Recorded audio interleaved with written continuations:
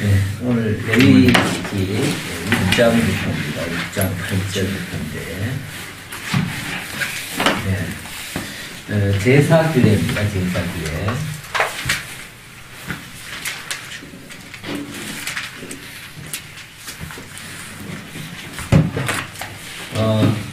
출애굽기 34장부터, 물론 그 이전에 출애굽기 20장부터 20장에서 이제 십계명을 주시죠. 계명을 주시죠. 그리고 근데 그 돌판이 깨져요. 깨지고 난 다음에 두 번째 증거판을 또 주십니다. 그게 34장이에요. 34장 두 번째 증거판 주시고, 거기서부터 나오는 것이 이제 규례입니다.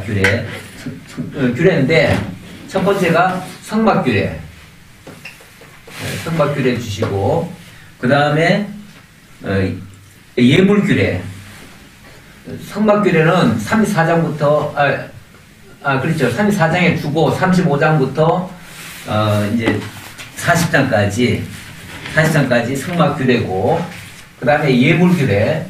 예물규례는 레위기로 넘어와가지고 1장부터 지난번에 6장 7절까지 이렇게 해서 예물 규례가 들어갑니다. 이 규례, 계명, 여기는 계명이죠? 자, 출애굽기 20장에서는 계명이고, 그 다음부터는 규례라고 했는데, 계명과 규례, 어떤 차이가 있죠?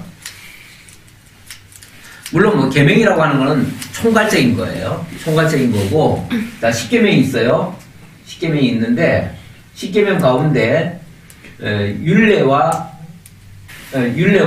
규례, 이렇게 원래 십계명은 모법이고, 이 모법의 세치법이 율례와 규례로 나뉘는데, 이 율례는 5계명부터 10계명까지, 이걸 대인관계법이라고 하는데, 5계명부터 10계명까지의 세치법이라고 말할 수 있어요. 그리고 규례는 1계명부터 4계명까지, 이걸 대신관계법이라고 그러죠. 그러니까 하나님과 관계되는 그런 법에 대한 세칙법이에요. 이 율례에 의하면 왜 율례를 먼저 얘기했냐면, 율례에 의해서 모든 사람들이 어떻게 됩니까? 정죄를 당해요. 정죄. 율례라고 하는 거는 하라 하지 말라 했잖아요. 근데 하라 하지 말라에 걸리면 어떻게 되죠? 다 정죄가 되잖아요. 정죄가 되면은 정죄 결과는 뭐죠? 사망. 정죄, 사망. 이렇게 됩니다. 근데 규례는 그 죽을 죄가 됐음에도 불구하고 그 죄를 살 수 있는 방법이 제시가 되고 있어요. 그래서 이걸 정죄법이 아니라 이건 사죄법이 되는 거죠. 사죄법이고, 이거는 생명을 오히려 살리는 그런 법이 돼요. 그래서 율법 안에는 죽이는 법도 있지만 또 살리는 법도 같이 있어요. 그래서 하나님이 먼저 죽이는 법을 먼저 주시고 나서 또 살리는 법을 또 주시는 거예요. 살리는 법 중에서 첫 번째가 이제 그 성막. 이 성막이라고 하는 곳이 바로 하나님의 이름을 두신 곳이고, 그곳에서 제사를 드릴 때에 하나님이 용서해 주겠다는 거예요. 어떤 죄를 저질렀든 간에 그 제물을 가지고 왔을 때 하나님께서 용서해 주겠다는 건데, 자, 그럴 때 성막이라고 하는 걸 정해놓고, 거기에 하나님이 정하신 그 예물을 가지고 와야 돼요. 그 예물 중에는 뭐 속죄제, 번제, 뭐 화목제, 무슨 제사들이 쭉 있잖아요. 그 제사들이 쭉 열거가 되고, 자, 그거를 구체적으로 어떻게 제사를 드리느냐. 자, 그 내용입니다. 자, 6장 8절부터 보면, 여호와께서 모세에게 말씀하여 이르시되 아론과 그의 자손에게 명령하여 이르라. 번제 규례는 이러하니. 이렇게 얘기하죠. 그 다음에 14절 봐요. 소제 규례는 이러하니라. 자, 그리고 7장 1절에 봐요. 24절, 6장 24절. 여호와께서 모세에게 말씀하여 이르시되 아론과 그의 아들들에게 말하여 이르라. 속죄제의 규례는 이러하니라. 자, 여기 속죄제의 규례. 자, 번제 규례, 소제 규례, 속죄제 규례, 그 다음에 7장 1절로 넘어가면 속건제 규례는 이러하니라 라고 했고요. 자, 또 11절. 여호와께 드릴 화목 제물의 규례는 이러하니라. 자, 이렇게 나왔죠? 그러니까 여기 지금 번제, 소제라고 하는 거는 번제는 이 동물을 잡아 드리는 제사고 소제는 곡식으로 드리는 제사예요. 자, 요거는 이제 제사의 어떻게 보면 제물의 종류라고 말할 수 있겠고, 그 다음에 속제제, 속건제, 화목제는 이건 제사의 종류인데, 속제제라고 하는 거는 모든 죄를 다 사한다는 죄고, 그러니까 근원적인 죄를 사한다는 얘기고, 속건제는 허물, 이 실수에 한 거에 대한 그 허물에 대한 죄를 용서해 준다는 거고, 화목이라고 하는 거는 모든 사람들이 함께 기뻐하기 위해서 드리는 제사예요. 자, 그래 놓고 그 다음 자, 8장으로 넘어가 봅시다. 8장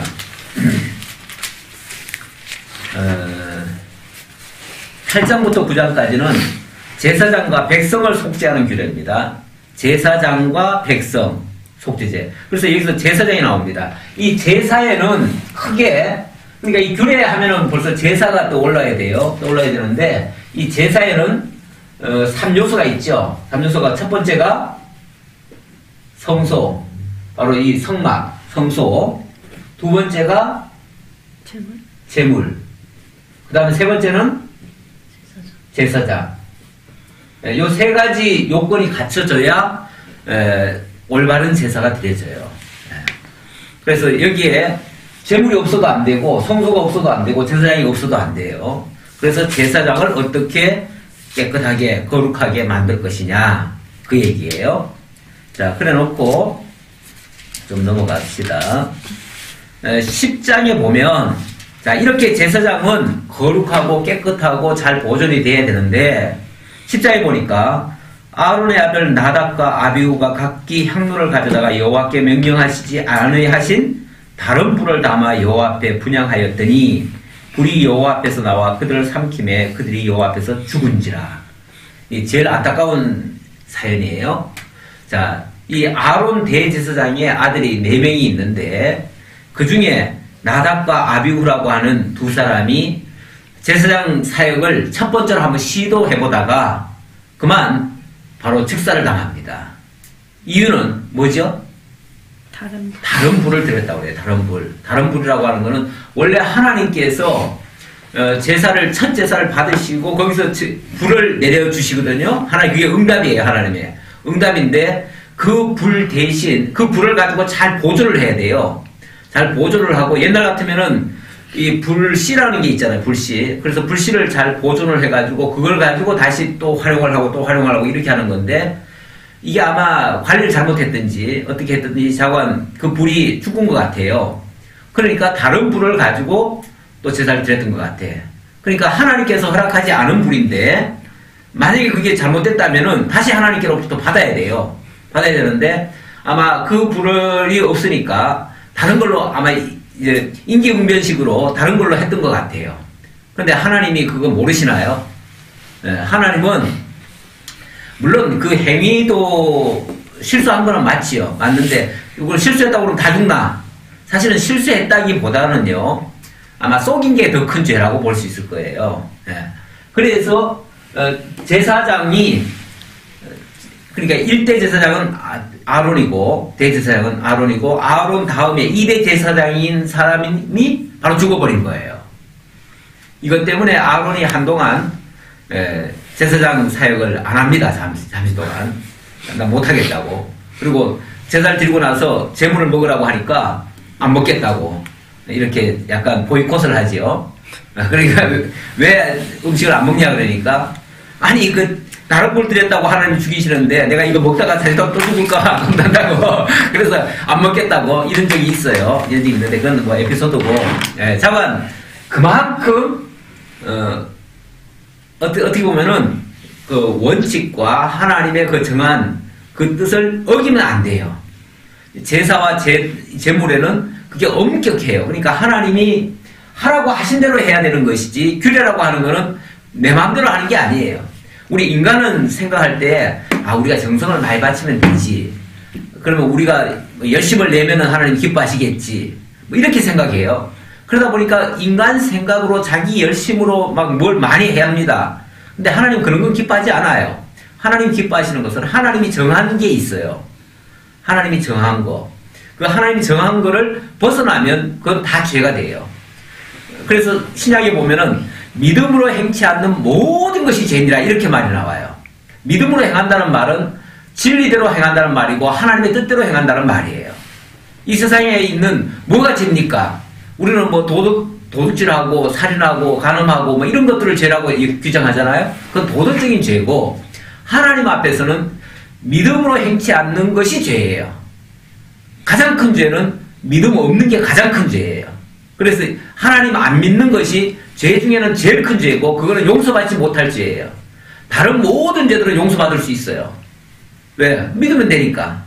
설령 무슨 과거에 뭐가 있더라도 잘못이 있더라도 우리가 예수께로 돌아와서 뭐 과거에 대해서 회개하고 예수께로 돌이키면 다 용서받을 수 있어요. 근데 믿지 않는 것만큼은 용서하지 않아요. 하나님이. 그래서 하나님이 정하신 것이 가장 중요하다라는 걸 말씀드리고요. 자, 11장부터는 성화규례입니다. 성화. 자, 일단 제가 오늘 좀 포인트를 두려고 하는 곳은 요 11장과 23장입니다. 나머지는 제가 그냥 대충 넘어갈게요. 자, 11장에 성화규례가 있어요. 예, 11장부터 12장까지인데 그 중에 11장부터 원래 27장까지가 전부 다 성화규례예요. 11장부터 27장까지가 27장 전체가 성화규례예요. 자, 레위기에 첫 번째 들어가면서 내가 무슨 얘기를 했냐면 하나님이 이런 말씀하셔요. 내가 거룩하니 너희도 뭐 할지니라? 거룩할지니라. 처음 들어봐요? 많이 들어봤죠? 내가 거룩하니 너희도 거룩할지어다. 거룩할지니라 그랬는데 이거는 거룩하라고 명령하신 말씀이 아니고 이거는 하나님께서 거룩하게 하시겠다고 하는 당신의 의지를 표명한 거예요. 그래서 반드시 거룩하게 하실 거예요. 왜냐하면 하나님이 거룩하신데 당신의 백성들도 거룩해져야 될 거 아니겠어요? 그렇죠? 그래서 거룩하게 하시기 위해서 기필코 거룩하게 하시는데 그 거룩하게 하는데 제일 첫 번째가 뭐냐면은 음식물이에요. 음식물. 신체 성화규례라고 말씀드릴 수 있는데 11장부터 12장까지 신체 성화규례가 나옵니다. 자, 이 신체 중에서도 의식주, 쉽게 말하면 의식주죠. 의식주 중에서 우리 제일 첫 번째 인간에게 제일 필요한 게 뭐죠? 먹거리죠. 그렇죠? 먹거리 문제입니다. 이 먹거리를 통해서도 하나님이 거룩하게 하시겠다는 거예요. 그러니까 하나님이 우리를 거룩하게 하시는 데는 어느 한 부분만 거룩하게 하는 게 아니고요. 우리의 어떤 행동만 하나 거룩하게 하는 게 아니고 우리의 전 인격을 다 하나님이 원하시는 그 거룩함으로 바꿔주시겠다는 거예요. 그걸 거룩이라고 얘기를 하고 그걸 우리는 이제 고상한 표현으로 성화라 이렇게 얘기를 하는데 우리 성화 그러면은 내가 뭘 거룩하게 살아야 된다고 해가지고 내가 뭐 거룩하게 하려고 발걸음도 뭐 천천히 걷고 뭐 행동하는 거 말하는 것도 다 아주 그냥 느긋하게 하고 이렇게 하는데 그게 거룩이라고 생각하는데 그런 게 아니고 하나님이 구별해 놓은 거예요. 이 거룩이라는 단어는 구별이라는 단어가 같아요. 구별, 분별, 구별 뭐 이런 것과 같은 단어예요. 그래서 자 먹거리를 제일 먼저 얘기를 하시는데 자 봅시다. 11장 1절에 여호와께서 모세와 아론에게 말씀하여 이르시되 이스라엘 자손에게 말하이르라 육지의 모든 짐승 중 너희가 먹을 만한 생물은 이러하니 모든 짐승 중 굽이 갈라져 쪽발이 되고 새김질을 하는 것은 너희가 먹되 자 첫 번째는 자 먹거리 중에서 첫 번째는 육지동물입니다. 육축이죠. 육지동물 육축이라고 합시다. 육축 중에서는 굽이 갈라지고 또 쪽발 굽이 갈라지고 족발이 됐다는 말은 같은 말이고 어떻게 말하다 보니까 이상하네. 굽이 갈라진 걸 족발이라고 그래요. 그 다음에 또 하나가 뭐죠?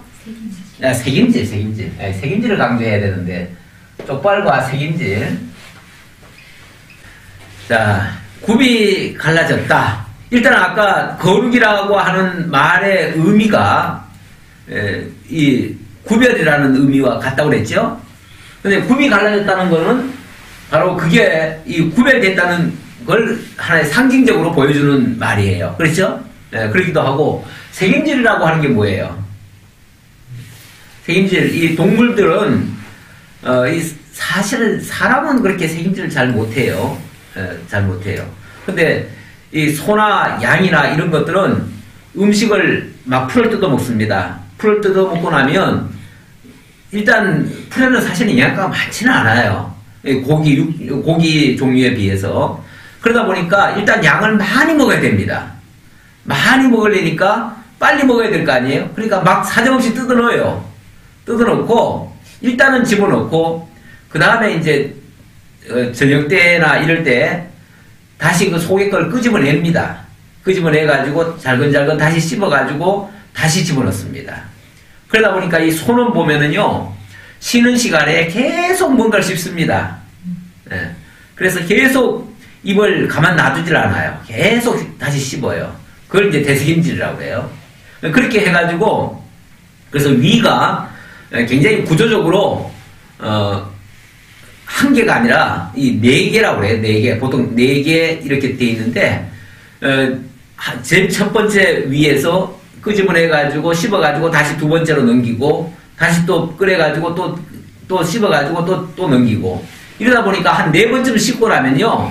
그 다음에는 완전히 이게 소화가 되고 그 안에서 아주 액기스만 싹 뽑아서 영양분으로 섭취하고 나머지는 이제 배설물로 버리는데 배설물로 버릴 때쯤 되면은 모든 영양소가 다 빠져나가가지고 그 배설물은 그야말로 순수한 지푸라기 같은 게 돼버려요. 그래서 여러분 소똥 만져봤어요? 똥 그러면 더럽다고 생각하죠? 소똥은 안 더러워요. 그렇게 안 더러워요. 그래서 저 중동 사람들은 소똥을 이렇게 손으로 받습니다. 그래서 주워요. 손으로 맨손으로 주워요. 주워가지고 그걸 떡떡 이렇게 쳐요. 쳐가지고 그것을 말리기도 하고 또 그것을 가지고 집 속에 넣어가지고 그걸 집을 짓기도 해요. 그래서 중동 사람들이 지어놓은 그 집에는 소똥이 잔뜩 발려져 있는 거예요. 근데 냄새 나요? 안 나요. 별로 안 나요. 그리고 그거는 연료로도 굉장히 좋고요. 그 소똥으로는 뭘 해도 괜찮아요. 그래서 밥할 때 한 손으로는 소똥 가지고 집어넣고 한 손으로는 이렇게 계속 더러운 얘기 하는데 이게 더럽다고 생각하니까 더러운 거지. 이 완전히 대책임질을 잘 해놓으면은 이렇게 깨끗하다 그 말이에요. 네. 우리 하나님께서 왜 이런 거를 굳이 상기하게 만드시냐 하면 우리가 이래야 된다는 거죠. 하나님의 택한 백성들은 이렇게 세상과 마치 굽이 갈라지듯이 차별화돼야 되고 또 세상 사람들은 그냥 먹고 마시고 그냥 거기에 급급하고 거기 취해서 살지만 우리는 그게 아니라 그 속에서 하나님의 뜻을 발견해내야 된다는 거죠. 그게 대책임질이에요.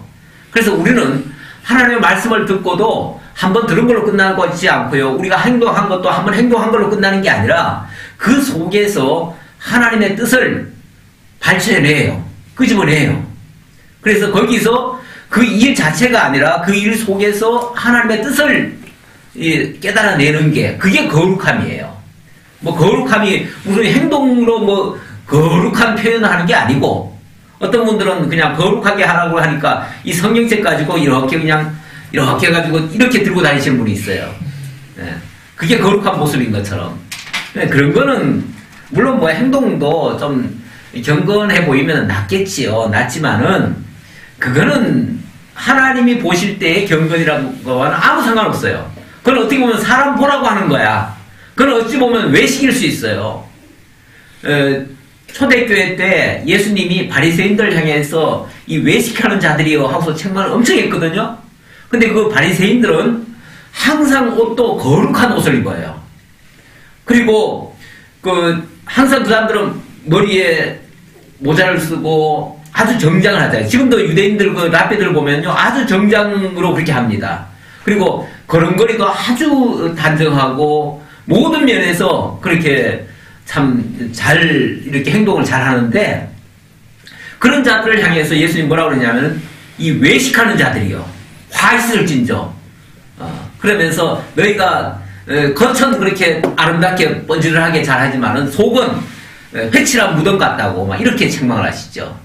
그러니까 진짜 거룩이라고 하는 것은 그런 거와는 상관없다, 행동과는 상관없다 라는 걸 말씀드리고요.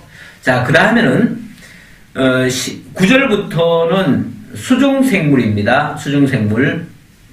물에 있는 것 중에서 너희가 먹을 만한 것은 이것이니 강과 바다와 다른 물에 있는 모든 것 중에서 지느러미와 비늘이 있는 것은 너희가 먹되. 예. 이 수중생물, 두 번째는 해산물이라고 할 수 있죠. 해산물. 해산물 중에서는 지느러미와 또 비늘. 예. 비늘 있는 거. 요거를 뭐라고 표현하냐면 요걸 정결하다 그래요. 정결하다. 예, 정결한 그 동물에 대해서 지금 이야기를 하는 겁니다. 자, 무엇이 정결한가? 무엇이 거룩한가? 자, 그 얘기를 하는데, 해산물 중에서는 지느러미가 있어야 된다. 그리고 또 비늘이 있어야 된다. 이 지느러미의 특징은 뭐죠? 지느러미의 기능은 뭐죠? 지느러미가 무슨 기능이에요? 방향을 설정합니다. 그래서 지느러미가 이쪽으로 가면 방향이 저쪽으로 돌아가고 이렇게 이제 방향을 잡지요.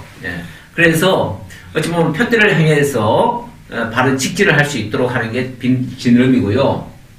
그 다음에 비늘은 외부의 적으로부터 자신을 보호하는 거예요. 보호하는 거. 그래서 옛날에 그 사람들도 자기를 보호하기 위해서 갑옷을 입잖아요. 근데 그 갑옷을 뭐라고 표현하냐면 어린 갑옷 이렇게 얘기를 해요. 어린 갑옷.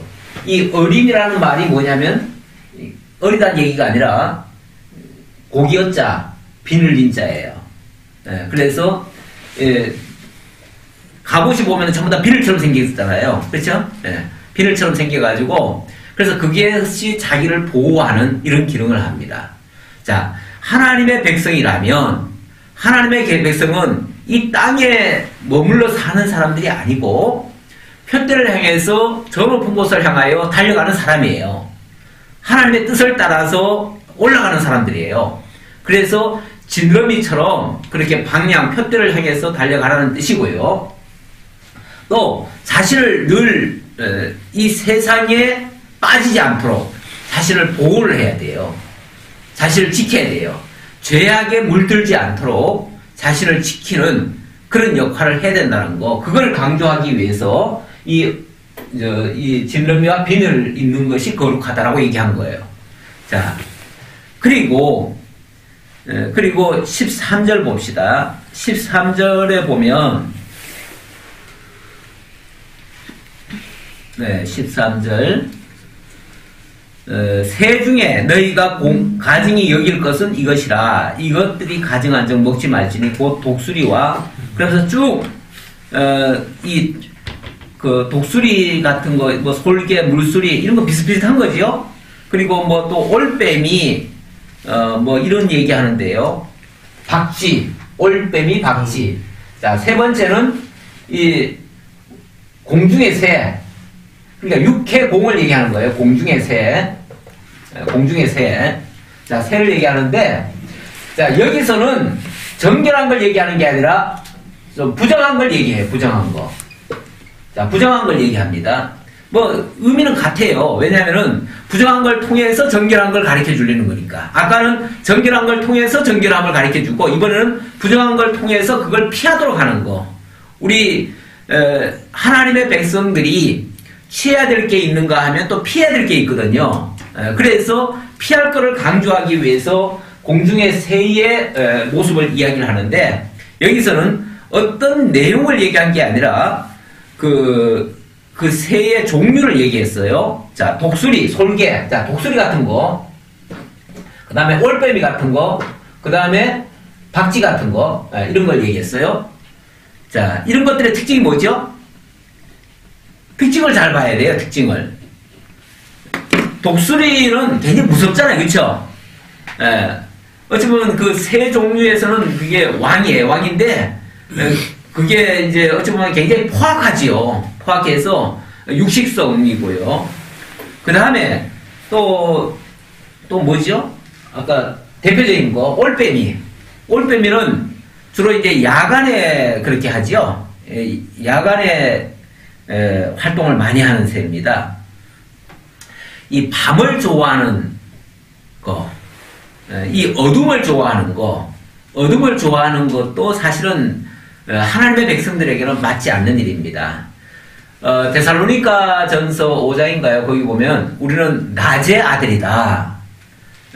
너희는 어둠에 속하지 아니하였기 때문에 어둠에 거하지 말라. 이런 말씀을 하십니다. 자, 우리는 낮의 아들이에요. 빛의 아들이에요.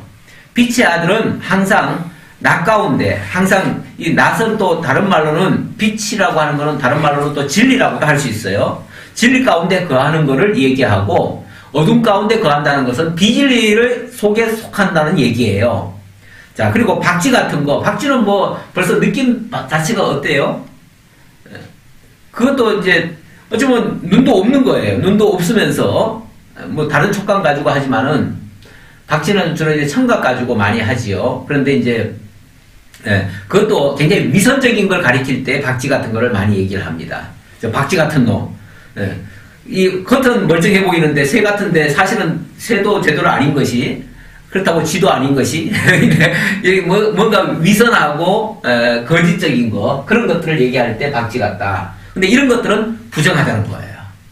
자, 뭘 지금 부정하고 그러니까 어떤 것 자체가 먹고 못 먹고 차원이 아니에요. 이거를 잘못 해석하시는 분들이, 예를 들어서 전에 누구냐면은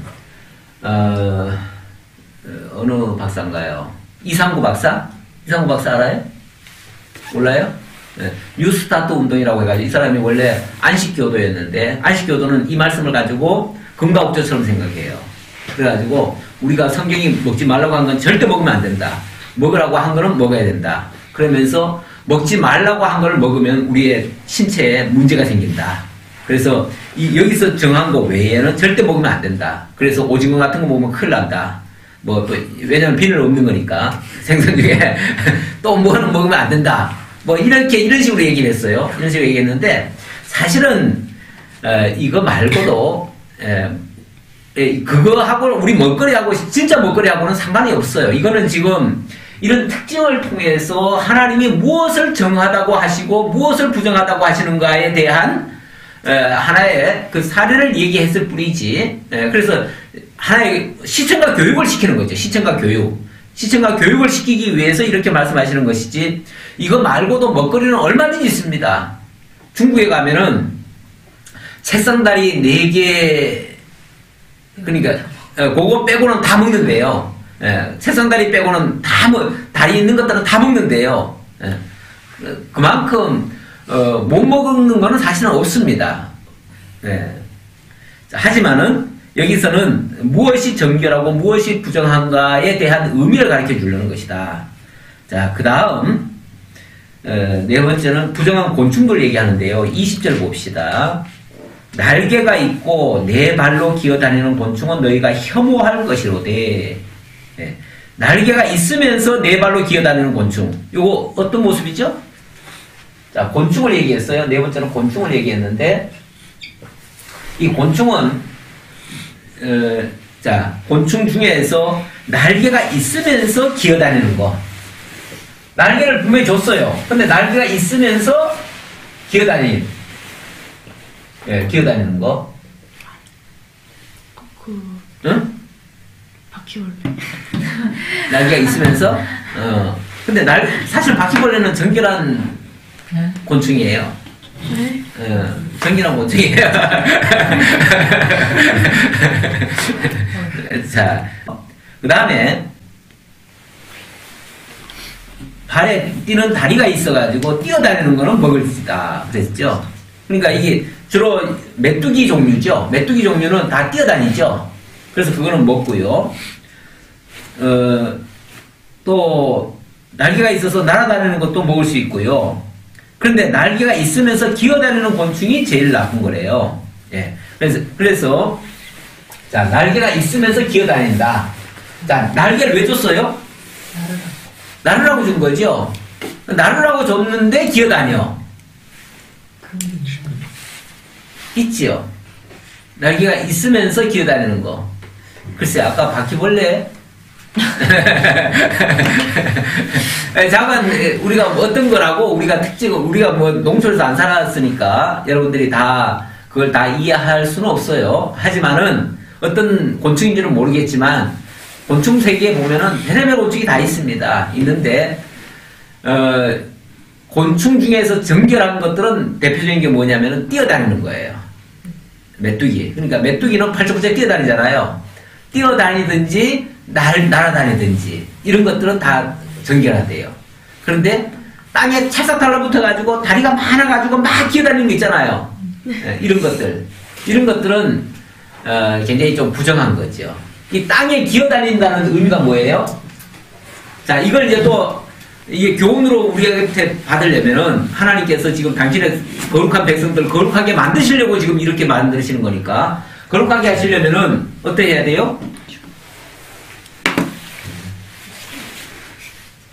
땅에 기어다니지 말라는 거지요. 왜냐하면 하나님의 백성들은 기본적으로 하나님 나라를 소망해야 되고 하나님을 바라봐야 돼요. 하나님을 바라보려면 저 위에를 바라봐야죠. 그렇죠? 위의 것을 바라봐야 될 하나님의 자녀들이 땅에 살게 했다고 해서 가나안 땅 줬다고 해가지고 가나안 땅에 찰싹 달라붙어가지고 거기에 붙어서 살아요. 하나님이 날아다니고 뛰어다니라고 해줬는데 그걸 뛰어다니란 말은 그걸 초월하는 얘기잖아요. 그렇죠? 초월하는 얘기예요. 초월하라고 줬는데 환경도 주고 모든 조건을 줬는데 초월을 못하는 거예요. 그 땅에 찰싹 달라붙어가지고 뱀처럼 기어다녀. 그러면은 그 땅 먹고 살겠다는 거 아니에요. 원래 뱀이라고 하는 존재는 땅 먹고 산다고 해요. 원래 정확히는 모르겠는데 어쨌든 땅의 것만 붙어가지고 기어다니는 존재들은 땅의 것만 떨어진 것만 주워 먹으려고 하는 존재들이에요.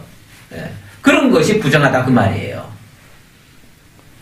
하나님의 성도들은 여기서 이제 우리가 교훈적으로 받을 거는 하나님의 성도들은 저 위의 것을 바라봐야 되고요. 초월해야 되고요. 뛰어넘어야 되고요. 그리고 항상 하나님의 뜻을 찾아야 돼요. 이렇게 하는 것이 거룩한 것이고 하나님이 이 땅에 살게 했다고 해가지고 이 땅에 찰싹 달라붙어 살면 그거는 부정하다. 한마디로 그렇게 얘기하는 거예요. 그걸 가르쳐 주려고 이런 규례들을 주셨어요. 그 다음에 13장으로 넘어가면 여기는 문둥병 송화 규례입니다. 뭐 우리 이 성경에서는 나병이라고 했나요? 네. 자, 한번 좀 보죠. 여호와께서 모세와 아론에게 말씀하여 이르시되 만일 사람이 그의 피부에 무엇이 돋거나 뾰루지가 나거나 색점이 생겨서 그의 피부에 나병 같은 것이 생기거든 그를 고체사장 아론에게나 그의 아들 중체사장에게로 데리고 갈 것이요. 자, 이 나병 이제 옛날에는 문둥병이라고 했는데 지금은 이제 이거를 문둥병이라고 하면은 마치 저속한 표현 같다고 해가지고 나병이라고 바꿨다고 해요. 근데 뭐 사실은 문둥병은 문둥병이죠. 그걸 뭐 문둥병이라고 그런다고 그래가지고 우리 성경이 전에는 소경이라고 하면은 소경들 소나다고 지금 뭐라 그럽니까? 지금 맹인이라고 그래요. 맹인. 근데 맹인이란 말이 더 낮춰 부를까요? 소경이라는 말이 더 낮춰 부를까요? 맹인.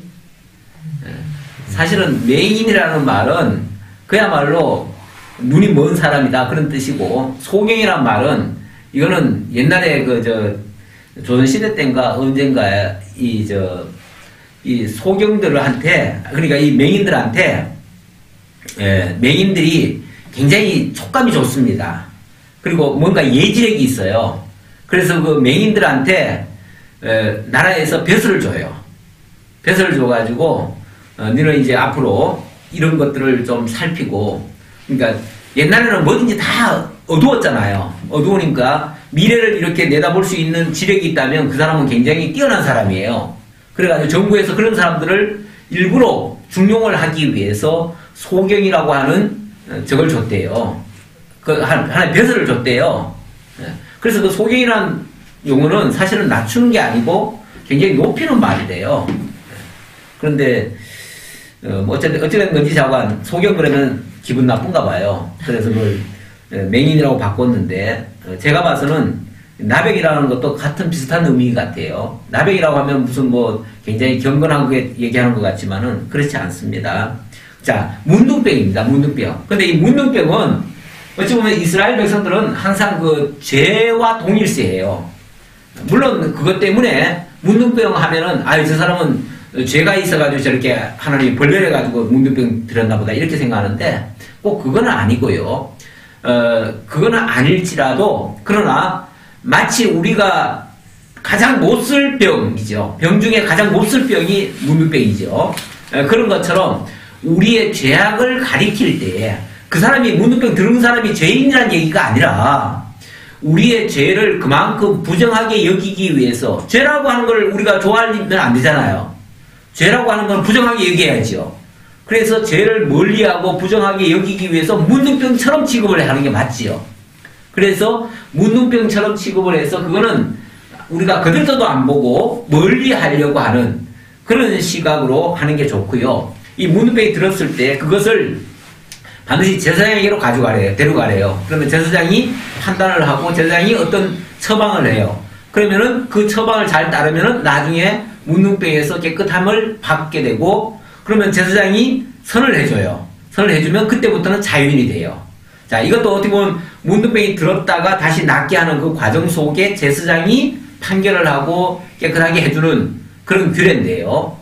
이건 나중에 그리스도 예수 안에서 모든 문둥병 같은 모든 죄를 다 사함받게 될 거, 영원한 대제사장 되시는 그분에게서 온전히 제사함 받을 거, 그걸 가르쳐주는 하나의 예표적인 사건이다. 그렇게 보시면 되겠습니다. 자, 그 다음 유출병 성화규례도 나오긴 하는데 그 다음에 이제 18장에는 백성의 성화규례, 19장에는 거룩한 생활규례. 자, 이렇게 해서 차츰차츰 먹는 것부터 시작해가지고 우리의 삶 전반에 걸친 모든 것이 이렇게 거룩하게 되어지도록 규례를 주시는 내용이에요. 자, 그런데 과거에는 이렇게 실제 먹는 거 가지고 또 행동하는 거 가지고 정하다 부정하다 얘기를 했습니다.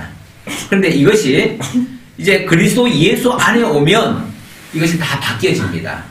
아까 여기 설명에 하나 보면은 부정한 유출 같은 경우는 뭐 아기를 낳고 4년이 되는데 여자아이를 낳으면 66일이고 남자아이를 낳으면 33일이 깨끗하게 된다. 33일 후에 깨끗하게 된다. 이런 말이 나와요. 어떻게 보면 남자와 여자를 차별하는 것 같고 뭐 그런 얘기도 나와요. 그런데 그리스도 예수 안에 와서는 더 이상 남자도 없고 여자도 없습니다. 여자 없이 남자 없고 남자 없이 여자 없습니다. 그리고 먹거리도 베드로에게 하나님이 그 복음을 전하라고 하시면서 이방인 백부장 집에 가게 합니다. 그랬더니 이 머뭇머뭇거려요. 안 가려고 해요. 왜냐하면 이방인이니까. 유대인들은 기본적으로 이방인들과는 상종을 안 합니다. 그런데 베드로 보고 가라고 하니까 베드로가 머뭇거리면서 안 가지요. 그랬을 때 환상이 내려옵니다. 하늘에서 큰 보자기가 하나 내려오더니 그 보자기에 있는 것을 잡아 먹으래요. 그래서 왜 이걸 아니 나는 이렇게 부정한 거는 지금까지 먹어본 적이 없는데 거기 보니까 그 안에 부정한 것들이 잔뜩 들어있어요. 여기 아까 열거했던 부정한 것들 있잖아요. 부정한 음식들. 그런 것들이 잔뜩 들어있는 거예요. 그래서 나 이런 거 못 먹습니다 했더니 내가 거룩하게 하였는데 네가 왜 부정하다 하느냐. 그러면서 잡아 먹으라는 거예요. 그제서야 하나님께서 이제 그리스도 예수 안에서는 더 이상 과거에 부정하다 정하다의 개념이 이제 사라지고 모두를 다 정하게 하시는 하나님이신 것을 가르쳐준다 라고 생각해가지고 그 말씀에 순종해서 갔더니 거기에 이방인이 있는 거예요. 그래서 이방인한테 말씀을 전했더니 이방인이 이미 기다리고 있어요. 하나님의 계시를 통해서 기다리고 있어요. 그래서 그 복음을 받고 이방인이 구원을 받았어요. 그래서 그리스도 예수 안에서는 더 이상 남자도 없고 여자도 없고 또 부정한 음식도 없고 정한 음식도 없다. 그래서 모든 것이 다 그리스도 안에서는 다 정해질 수 있다. 그리고 그리스도 밖에서는 오히려 모든 것이 다 부정하다. 그래서 이제는 정하다 부정하다가 먹는 거 가지고 뭐 이렇게 생활하는 거 가지고 정하다 부정하다 하는 게 아니고 그리스도 안에 있느냐 그리스도 밖에 있느냐 이거 가지고 이제 정하다 부정하다가 결정이 되어집니다.